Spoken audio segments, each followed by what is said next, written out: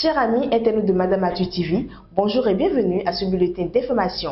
À Lokossa, un cambriolage survenu dans la nuit du 17 janvier 2026 a conduit à l'identification de deux suspects après un retrait frauduleux d'argent via Mobile Money.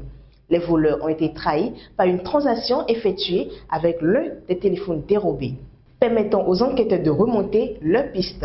L'un des suspects présentés comme le cerveau de l'opération a été interpellé le 20 janvier 2026 et placé en garde à vue. Une perquisition à son domicile a permis de saisir du matériel suspect. Les recherches se poursuivent pour retrouver ses complices, dont l'un est soupçonné d'être impliqué dans plusieurs braquages antérieurs dans la région.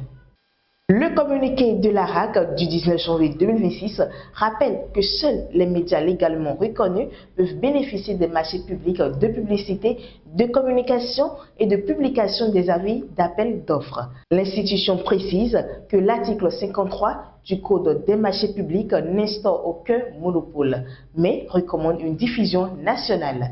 Cette mise au point vise à corriger des pratiques excluant injustement de nombreux médias et à rétablir l'équité et la concurrence dans l'accès au marché de communication publique. L'AGLO a fixé un calendrier strict pour l'organisation du Hajj 2026 sans possibilité de prorogation. Les inscriptions et le paiement intégral des frais doivent être effectués au plus tard le 7 février 2026, tandis que le dépôt des passeports est prévu entre le 29 janvier et le 8 février 2026. Cette rigueur imposée par les exigences saoudiennes vise à améliorer la planification, responsabiliser les sociétés agréées et éviter les désagréments administratifs afin d'assurer un pèlerinage mieux organisé et sécurisé.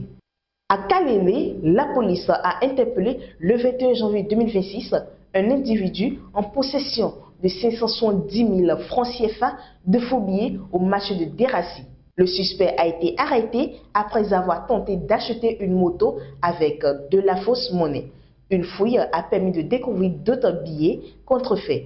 Il a reconnu les faits, affirmant avoir obtenu l'argent auprès de marabouts ambulants en échange de 300 000 francs CFA dans un prétendu projet de multiplication d'argent.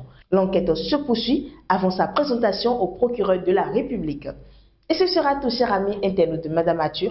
Merci de nous avoir suivis et n'oubliez pas de vous abonner à Madame Mathieu sur Facebook, YouTube et TikTok.